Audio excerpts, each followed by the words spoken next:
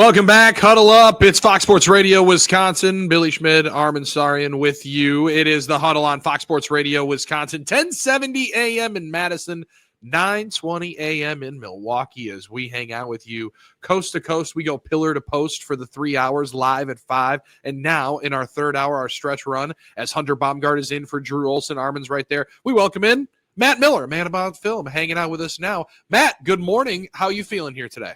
Hadily hodily, friends. How are we doing? Good. We avoided some disaster. I'm visiting my folks down here in Fort Myers, Florida, and may have awoken a little bit of a beast early on this morning. And is that what you're calling the kiddo? No. Well, good question. Good question. That's a great question. You weren't here for it. The kiddo is actually the most pleasant part. The beast is the annoyed neighbor below him who's been throwing things. Now the thing is, interesting. Yeah. Now I'm of a different kind. I've been waiting to make this reference because I didn't know who would be picking it up. We do have the Seinfeld Del Boca Vista reference, but there was a Frasier episode where Frasier got into it. A huge condo board meeting debate with a guy who wanted to hang his flag. Do you remember this, Matt Miller? Do you remember this episode of Frasier? I do not. No? I am unfortunately a little underread on my Frasier. And pretend I didn't say it, then don't worry about it. But there's plenty of references involved, so that's what Billy's been fighting all morning, So. But it's fun, Matt. It definitely is fun. Armin's right. The little one has ended up. He's definitely been the star of the show. He's joined a couple of times. But yeah, it's been a morning. But you know what? Listen, in the midst of February, in awards season, you got to be able to earn your keep. And I think this is the point where you just, as Armin would say in college basketball, you don't want to step on any rakes. You just don't want to upset anything right now because you're too close to the end goal. Yeah, that's a very good analogy. This is the kind of college basketball season part where it's like games 20 through 30 where everyone kind of knows where everybody is and you just don't want to lose to, like, I don't know, Mississippi Valley State or like somebody bad. Portland State or something like that, or lose to like Syracuse or something. Yeah, right. One of the worst teams in your college. Like, it's still a conference game, but you don't want to lose to Rutgers. Penn State good 100. Yeah. Yeah. So absolutely. It's a very strange time as far as Oscar race stuff goes, because, technically it's going on. Technically campaigning is happening, but there's not a lot of buzz going on right now. Is Sinners the front runner? Obviously it was the most nominated movie a while back, but One Battle After Another is still there. Hamnet is still there. Who's going to, it's very strange. I think things will start heating up in a few weeks when the actual voting takes place. Because right now it's just kind of the weird interim period where, and honestly, if you're the Academy Awards, you got to shorten this period up. There's no reason to be giving out the best of 2025 Oscars a quarter of the year into the new year. Like it's just so dragged out. There's no reason why the Oscars can't be at the end of February when this conversation is still relevant rather than, 2-3 weeks later. But they want people to be seeing these movies. They want to keep the conversation going, and they definitely want to get out of the way of the Super Bowl and the Olympics in this year's case. So it is kind of odd times. I will say, however, though, even leaving aside the Oscar stuff, this has been a great start to the new year in terms of movies that people right. Like. This has been a very strong start to the year in terms of just like what Hollywood used to do in terms of a real plethora of movies out in theaters that people can see. We got romance movies. We've got horror movies. We've got dramas for adults. And they're doing well, which is really fun. Let's go. We're back, huh? It kind of feels that way. Let's ride. Because I was wondering, Matt, there's a lot of doom and gloom about AI, right? And is AI going to take over movie making and what AI can make movies in 30 seconds? Is this doom and gloom? Like, I know Hollywood's nervous. 30 seconds. I mean, thank you. 30 minutes. I mean, everyone got movies. Everyone got really stressed about the Brad Pitt, Tom Cruise AI fight thing, and it was like that's what I mean. Yeah. And listen, that clip was only 15 seconds long and could not maintain my attention because AI doesn't know how to develop an interesting fight scene. AI doesn't know how to develop a plot. AI doesn't know how to maintain interest to the audience, and especially the case if you know it's AI going in. And you as an audience member are thinking to yourself, well, if no one bothered to show up on a set, if no one bothered to direct this, if no one bothered to make any true decisions on the day, if there's no people in this, then who cares? Like if no one involved in this cared, then why should I care? And I think that's going to be the big hurdle of AI. And I know a lot of AI advocates will say like, oh no, this is very exciting. But I just don't think... I just don't think it goes beyond a tech demo at this point. It looks impressive for sure, but who cares? Who Human consumers going in, no, this isn't real. I'm not going to be interested in this. People aren't really acting or writing or doing anything. I could be wrong, because that's the biggest issue. Like, yeah, this AI stuff is a fun, free thing. But when you go to a movie theater and someone asks you to pay $15 for an AI movie that no human hands, no human care went into, that's going to be the real test of it. I mean, ChatGPT is going to have that problem where it's like, yeah, people love their free search engine and paper writer right now, but when it's not free, are people going to be still that interested in keeping it around?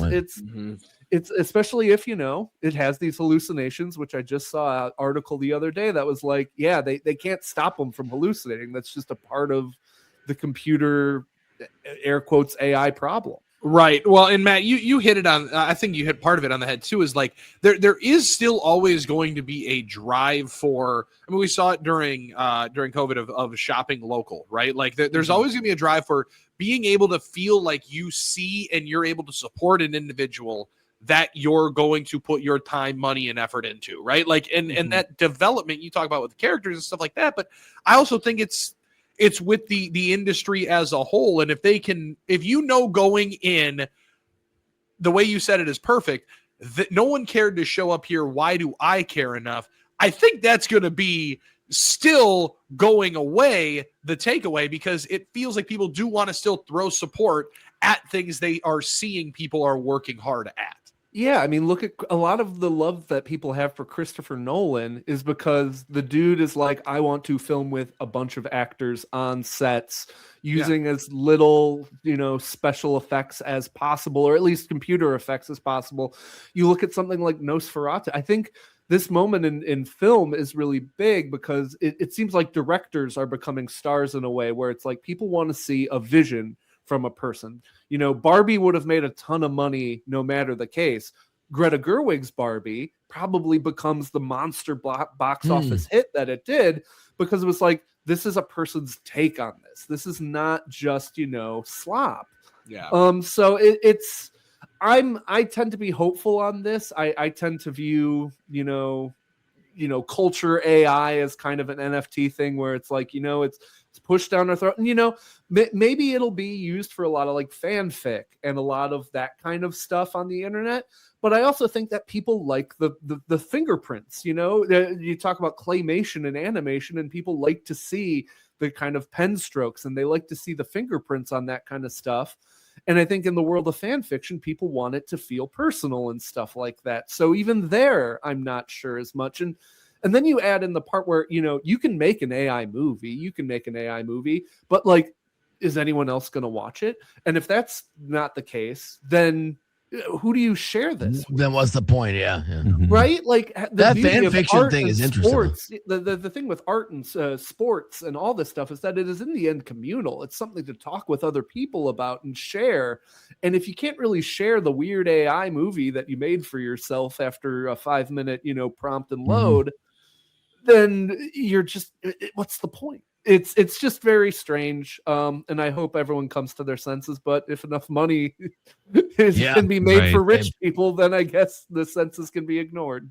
That's fair. That's very fair. Paul from Kenosha with a quick question for you. Have you seen the movie called How to Make a Killing? I have not. I'm very excited to. This is the new A24 movie starring Glen Powell. as a rich guy who could be richer if he kills off his 7 like nephews. And he gets like a $28 billion inheritance. I think I'm really excited for it. How did no one think of that, right? Kill everybody in the Will movie plot line, Get all the money. That makes sense. And I'm really excited because like I'm a big Glen Powell as a movie star guy. I've been on the Glen Powell train since Everybody Wants Some back in 2016. I think The Running Man last year was a bad use of your Glen Powell. I think he was miscast in that. The movie wasn't very good. This is a great use of your Glen Powell, like guy who's very charismatic and very slick, but maybe you're not sure you can trust him. That is like the Glen Powell strike. That is a home run. So like, I'm hoping it's good. It's weird that A24 kind of feels like they're dumping this movie. Like it kind of feels like it's coming out under like, oh, by the way, you can see this movie, How to Make a Killing, if you want. I hope it's, and also there was a movie called Emily the Criminal that came out a few years ago with Aubrey Plaza. This is the same director as that. And that movie ruled, and hopefully this one does too. Comes out this weekend. Paul said he liked it.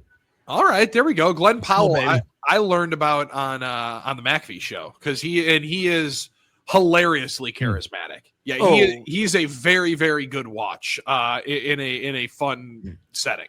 Yeah, I mean, people would probably know him from Top Gun Maverick too, and anyone but you. He is just so charismatic, and I think if Hollywood can find the right projects for him, he will be a movie star. Running Man wasn't that project, unfortunately. Yeah, they showed. I remember. I'm glad you mentioned that movie because they showed a clip, and I'm like, I guess I'm probably not the best target audience. That clip probably wouldn't have been the one to show, but I'm glad you guys are trying. Like, maybe let's do a greatest hits version for me to be introduced to him on. Right, and like he's supposed to be like this character who's filled with rage, and he's just so angry. And I'm like, Glen Powell, him smiling like he's smiling more than Hunter. I'm like, I don't see it, but I appreciate it. Like, I'm glad you're trying. That guy does not come off like it's like, oh, he's a powder keg. Any minute he could go off. It's like, no, that's not the Glen Powell thing. Like, that's not where he goes. That's what we know and love. Before we have to go, happy Punchki Day. I know, do you celebrate, Matt? You are your father's son, whose gene is all things Milwaukee, so I'm sure he's been giving you every day, Armin. Yes. Every day is a celebration. Yes. Fried dough day is every day in the Mueller household. That's right. So I'm sure he'll be getting dozens and dozens of prune delights, and I do mean the punchki. So Prune Delights. I think we have a new branding option for you. Clearly. A new Fig Newton.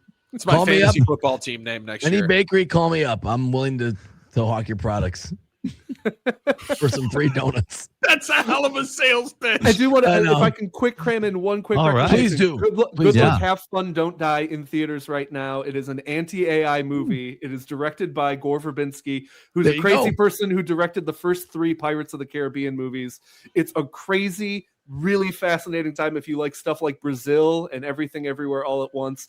I had a great time at Good Luck, Have Fun, Don't Die, still in theaters now. So definitely check that out if you are like me and hate this AI stuff and also just want to see a crazy sci-fi movie about crazy people trying to do crazy things. You have anti-AI. I was just going to say, I think that's where next week we're just going to start with all the anti-AI movies, and we're just going to get a nice little rundown as to where we roll through with it. That's phenomenal. I like it. Starting with 2001: A Space Odyssey. Although I didn't think about the fan fiction stuff, what I would do for one more season of Step by Step. Armin's going to come into the office someday and be like, I made a 13th season of Seinfeld. Yeah. Full House is never going to have more reruns or remakes than Armin's going to make on. Oh my God. You go to that. Do you think anybody went to that house during Super Bowl week, Armin? Oh, probably, but who knows? I mean, maybe not. I'm sure they're lined up every day to go. I saw the Home Alone house rebuild. Yeah. That's disgusting. Just like now that we have the internet and people will travel to see these things, it's totally different. So it used to be not probably, but that's great. Matt, we appreciate the time, man. Always thankful, and be safe out there today. Hopefully you don't get any rocks thrown at you by a folk in an HOA spot. Fellas, you're the best. Thank you so much for having me. See you, brother. There he is, Matt Miller, hanging out with us. Some Mad About Film. Go and follow him and follow the Substack.